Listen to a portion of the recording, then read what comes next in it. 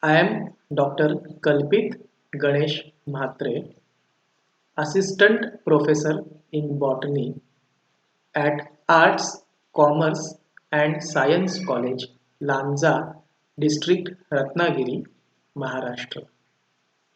In this presentation, I am going to discuss with you the details of principles of International Code of Botanical Nomenclature. Before proceeding further, we should know what is International Code of Botanical Nomenclature. If you want to get details of International Code of Botanical Nomenclature, then please visit my YouTube channel. My video is there which will give you details about International Code of Botanical Nomenclature. So what is International Code of Botanical Nomenclature? It is a set of rules and regulations governed for the nomenclature of plants. Nomenclature means a process of giving names to the plants. We all know that plants are having local names, vernacular names or common names. But the problem is those local names, common names vary from language to language or from one region to another region. So whenever we want to have international communication with respect to a particular plant, we cannot use local name or vernacular name. And for that purpose, the process of nomenclature of plant began. So process of nomenclature of plant includes giving a botanical name to the plant. For example, we all know that mango. In Marathi it is called as amba and its botanical name is Mangifera indica. So International Code of Botanical Nomenclature is a set of rules and regulations govern for giving nomenclature to the plants. So Mangifera indica is the name which is given as per the rules and regulations of International Code of Botanical Nomenclature. And in our today's video, I will speak about principles of International Code of Botanical Nomenclature. So it is means International Code of Botanical Nomenclature. It is prepared by International Association of Plant Taxonomy. It is available online and it contains title, important dates, preamble, principles, rules and recommendations, provisions for the governance of code and different types of appendices.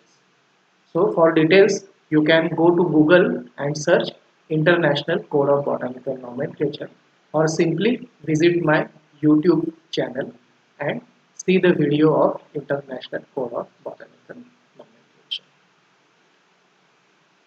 Now we will start with principles of International Code of Botanical Nomenclature.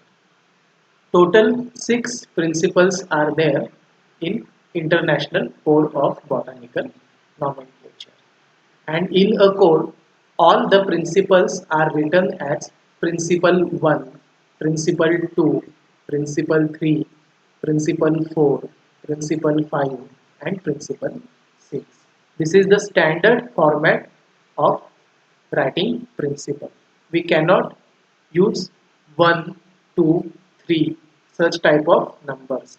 Instead, we have to use Roman alphabets. So principle 1, principle 2 and so on. So overall, international code is having 6 principles. And now we will see each principle in details. So principle 1 of International Code of Botanical Nomenclature is botanical nomenclature is independent of zoological and bacteriological nomenclature. The code applies equally to the names of taxonomic groups treated as plants whether or not these groups were originally treated. So Botanical nomenclature is independent of zoological and bacteriological nomenclature. For the purpose of nomenclature of bacteria, there is bacteriological nomenclature code. So this International Code of Botanical Nomenclature is applicable only for plants, and hence it is independent of bacteriological as well as zoological nomenclature. For the naming of animals, we can use zoological code of nomenclature, and for bacteria, bacteriological code of nomenclature. So this International Code of Botanical Nomenclature is exclusively used for nomenclature of plant. Hence, it is independent of zoological and bacteriological nomenclature. The code applies equally to the names of taxonomic groups treated as plants, whether or not these groups were originally so treated. So, whatever comes under plant, the code is applicable to all that things. Principle 2. The application of names of taxonomic groups is determined by means of nomenclatural type. This is very important principle. The application of names of taxonomic groups. So what is taxonomic groups? You all must have seen that whenever we classify any plant, the classification is division, class, order, family, genus, species, and subspecies. So these categories are called as taxonomic groups.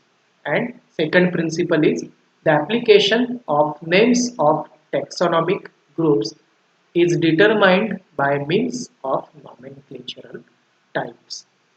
So now you know what is taxonomic groups, but you don't know what is nomenclatural types. So I will speak little bit about nomenclatural types. So nomenclatural types or nomenclatural type is a single plant specimen which is collected, dried and mounted on a herbarium sheet, and that specimen is the reference material for the nomenclature of taxonomic group. For example, I said that botanical name of mango is Mangifera indica, or there are so many plants. Botanical name of Jambul is Eugenia jambolana. So this name is divided in genus and species. So Mangifera, Eugenia, Syzygium, these are genus. And whenever we give name of a genus or name of a species, it should be or it compulsorily supported with herbarium sheet of that plant. For example, if I am on botanical trip to a particular area and I found some interesting plant. I collected that plant, came back to laboratory. I find out all the details about plant. I dissected plants, referred all books, internet and all available literature for the identification purpose. But I could not identify or I could not get botanical name. At that time, I may think that this is a new species or this is new plant to the world and there is need of giving botanical name. Then I can give botanical name of my choice. Right? Whenever I will give name, the name should be supported with the collection of herbarium sheet. So the first material which I collected from field, I will put that material on a herbarium sheet, and that herbarium sheet will constitute my nomenclatural type.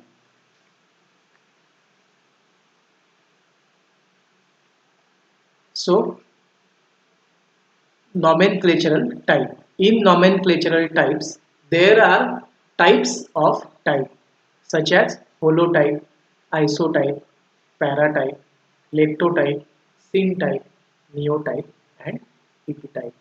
But currently, I will not focus on these types of type.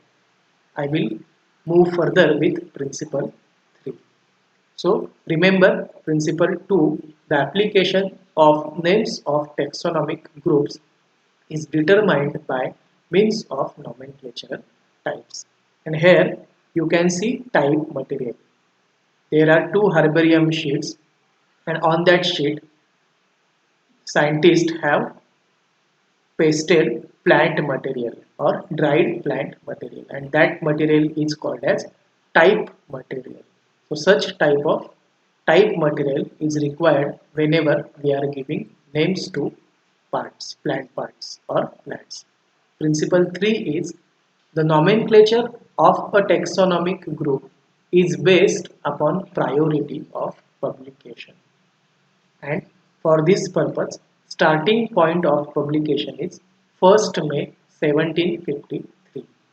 On that day, Carolus Linnaeus published his book known as Species Plantarum, in which he has given botanical names to all the available plants. So this is, or this date 1st May 1753 is considered as starting point for all the taxonomic groups publication. And principle 3 is the nomenclature of a taxonomic group is based upon priority of publication. So the first name, which is prior, is considered as valid name. Principle 4 is each taxonomic group with a particular circumscription, position, and rank can bear only one correct name, the earliest, that is in accordance with the rules, except in specified cases. So each taxonomic group means division, class, order, family, genus, and species. So each taxonomic group will have only one correct name, and that name must be the earliest name as per the principle number 3. So there are possibilities that a single plant may have given different names with, because of the presence in different regions, but the name which has been published earlier will constitute as valid name, and this is our principle 4. Each taxonomic group with a particular circumscription, position, and rank can bear only one correct name, the earliest, that is in accordance with the rules, except in specified cases. Principle 5 is scientific names of taxonomic groups are treated as Latin regardless of their derivation. And all the scientific names or botanical names of taxonomic groups such as division, class, order, family, genus must be in Latin language. And last principle is principle 6. The rules of nomenclature are retroactive unless expressly limited. Retroactive means for the past time. So these rules, which are given in International Code of Botanical Nomenclature, are applicable to all past plants also, and this constitutes principle 6. The rules of nomenclature are retroactive unless expressly limited. So these all are principles of International Code of Botanical Nomenclature, and there are total 6 principles. So this is all about today's video on principles of International Code of Botanical Nomenclature. Thanks a lot for watching the video.